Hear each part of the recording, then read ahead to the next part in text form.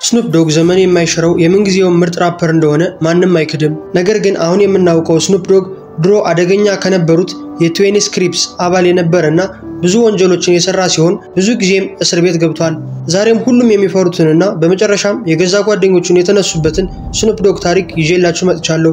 ላይክ፣ ሼር፣ ሰብስክራይብ እንዳይረሳ። ወደ ቪዲዮ። ካልቪን ኮልዶዛር ወይም ስኑፕ ዶግ የተወለደው ኦክቶበር 20 1971 ሎንግ ቢች ካሊፎርኒያ ውስጥ ነበር። አባቱ ቬርኔል ቨርናንዶ ዘፋኝ ሲሆን ስኑፕ ዶግ ተወልዶ ገና 3 ወር ሳይሞላው ቤተሰቦቹን ጥሎ ይወጣል። ስኑፕ ዶግም የሚጠራው በእንጀራ አባቱ ካልቪን ኮልዶዛር ሲሆን በሚያሳዝን ሁኔታ ግን በ1984 ህይወቱ ያልፋል። ስኑፕ ዶግ ከስጋ አባቱ ጋር በጣም ተራርቆ ያደገ ሲሆን እናቱ ጋር ደግሞ የተለየ ፍቅር ነበራቸው። በ1975 የእንጀራ አባቱና እናቱ ሲፋቱ ስኑፕ ከባድ ችግር ውስጥ ይገባል። ምክንያቱም ቤተሰቡን ለማስተዳደር የተለያዩ እንደ ጋዜጣ ማዞር እና ከረሜላዎችን መሸጥ አይነት ስራዎችን እንዲሰራ ይገደዳል። እሱ እንደተናገረውም ህፃን እያለ በጣም ጎበዝ ተማሪ እንደነበረና ቸርች መሄድም እንደሚያዘወትር ነበር። ነገር ግን የተለያዩ ገንጎችን መቀላቀል ሲጀምርና ገንግ ቫዮለንስ ውስጥ ሲገባ ነገሮች በሙሉ ይቀየራሉ። እናቱም ከነዚህ ገንጎች ጋር ያለውን ግንኙነት እንዲያቆም ብዙ ጥረቶችን ብታደርግም እሱ ግን ሊሰማት አልቻለም። በጊዜውም ስኑፕ በጣም አደገኛ ከሆኑት ክሪፖች ጋር በመሆን የተለያዩ ድራጎችን ሰፈር ውስጥ ይሸጡ ነበር። በ2018 አንድ ኢንተርቪው ላይ እንደተናገረው በአካባቢው ያሉትን ትልልቅ ጋንግስተሮች እያየ እንዳደገና እንደነሱ መሆን እንደፈለገ ከዚያም ለመቀላቀል ሲፈልግ እነሱ በጣም ደስ ብሏቸው እንደተቀበሉ ተናግሯል። ከዚህ በኋላም ይህ የጋንግ ላይፍ ቀልድ እንዳልሆነና ባልጠበቀው ቀን ልትታሰር ወይንም ልትሞት ትችላለህ ያለው ስኑፕ ዶግ እኔም እስካሁን ሰርቫይቭ አድርጌ መቆየት የቻልኩት ስለምፈራ ነው ብሏል። በ17 ዓመቱም ስኑፕ ዶግ ከእናቱ ጋር ነበር የሚኖረው። በጊዜውም እናቱ በሚያሳየው የጋንግስተር ጸባይና ወደ ቤቱ ይዟቸው በሚመጣቸው ሰዎች ምክንያት ከቤት ታባረረዋለች። በዚህ ሰዓትም ስኑፕ ሌሊቱን መኪና ውስጥ ነበር የሚያሳልፈው። አንድ ቀንም መኪናውን ማቆም በማይቻልበት ቦታ በማቆሙ ልብሶቹን ጨምሮ ውስጡ ያለውን ነገር በሙሉ ፖሊስ ያነሳበታል። በዚህ ሰዓትም ውስጡ ሲፈተሽ የተለያዩ ድራጎች ይገኛሉ። ለሚቀጥሉት ዓመታትም እስር ቤት ውስጥ ቶሎ ሲመላለስ ነበር። ይህ ስኑፕ ዶግ መኪና ውስጥ የተገኘው ድራግ ለመሸጥ የተዘጋጀ አደገኛ ድራግ ሲሆን ማስቀመጫ ቤት ስላልነበረው ሁሉንም ነገር መኪና ውስጥ ነበር የሚደብቀው። ስኑፕ ዶግ የጋንግ ቫዮለንስ ውስጥ በጣም ቢሳተፍም ነገር ግን እንደማይቀጥልበት ያምን ነበር። እሱ እንደተናገረውም ይህንን ላይፍ ጥሎ ከወጣ በጋንጎች እንደሚጠላ ወይንም በቤተሰቦቹ ላይ ጉዳት እንደሚደርስ ስለሚያስብ በጣም ይፈራ ነበር። ነገር ግን ከዚህ ህይወት ለመውጣት ሙዚቃ ብቸኛ አማራጭ ነበረ። ትምህርት ቤት እያለ ራፕ ያደርግ እንደነበር የተናገረው ስኑፕ ዶግ ተማሪዎችም እንደሚከቡትና የትምህርት ቤቱ ዳይሬክተር ደግሞ ጸብ የተነሳ መስሎት እንደሚመጣ ነበር የተናገረው። ይህም የተለየ ተሰጥኦ እንዳለኝ እንደራዳ አድርጎኛል ያለው ስኑፕ ዶግ በዚህም ሙዚቃን ሀ ብሎ ይጀምራል። ዋረንጂ የተሰኘው የዶክተር ድሬ ወንድምም የስኑፕ ዶግን ሙዚቃ እንደሰማ ለዶክተር ድሬ አስተዋውቀዋል። ዶክተር ድሬም ስኑፕን ወደ ዴዝሮ ሪከርድስ ያስገባዋል። ከዚህ በኋላ ስኑፕ ዶግ እና ዶክተር ድሬ ኮላብ እያደረጉ መስራት ይጀምራሉ። ይህም ለስኑፕ ዶግ አሪፍ አጋጣሚ በመሆኑ ዶጊ ስታይል የተሰኘውን የስቱዲዮ አልበሙን ኖቬምበር 23 1993 ላይ ይለቃል። ይህ አልበም በዓለም ደረጃ ብሎ ያደርጋል። ቢልቦርድ ላይ አንደኛ ይቀመጣል። እንዲሁም በመጀመሪያው ሳምንት 800,000 ኮፒዎች ይሸጣሉ።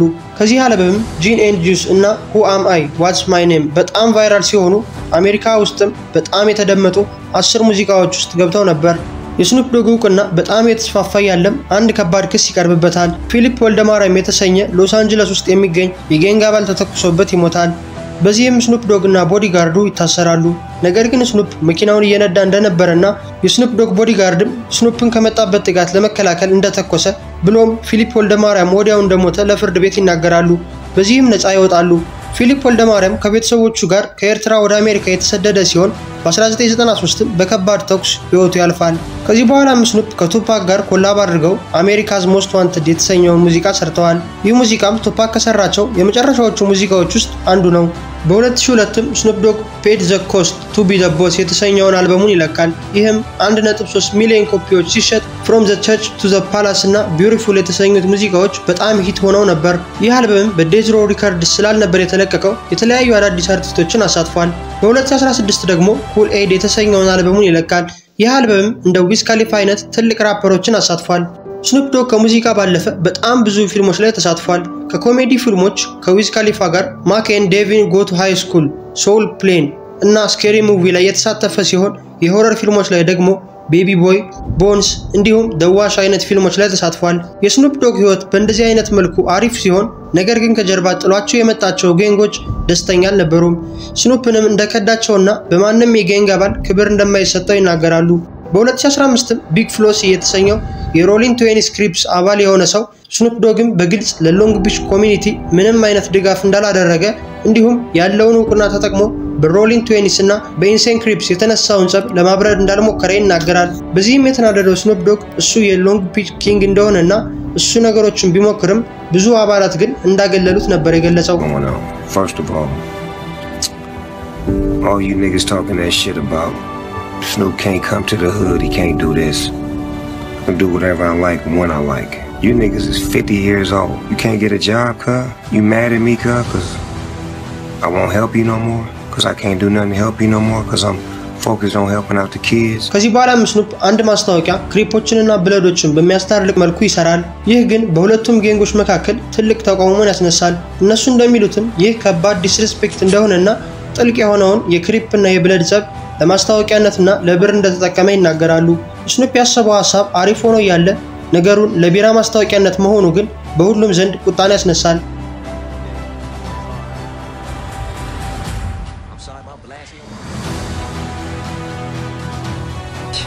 A gang truce, huh?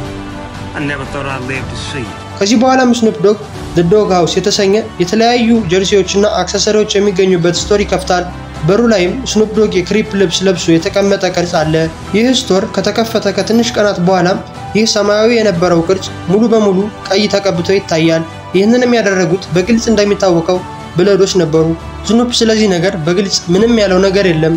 ስኑፕ ዶግ አሁንም ቢሆን በጌንግስተሮች ዘንድ ክብሩ እንዳለ ሲሆን ሁሌም ድምጻቸው እንደሆነም ይናገራሉ። ስኑፕ ዶግ በአሜሪካ ብቻ ከአልበም $23 ሚሊዮን ያገኘ ሲሆን $35 ሚሊዮን ደግሞ በዓለም አቀፍ ደረጃ ከአልበም ሽያጭ አግኝቷል። ጋይስ እንግዲህ የስኑፕ ዶግ ታሪክ ይሄንን ይመስል ነበር። በቀጣይ በማን አርቲስት ወይም ራፐር ልስራላችሁ ኮሜንት ላይ ንገሩኝ። እንዲሁም ከስኑፕ ዶግ የሚመቻችሁን ዘፈን ኮሜንት ላይ አስቀምጡልኝ። በቀጣይ በላይ ቪዲዮን እስከምንገናኝ ድረስ ሰላም ሁኑ።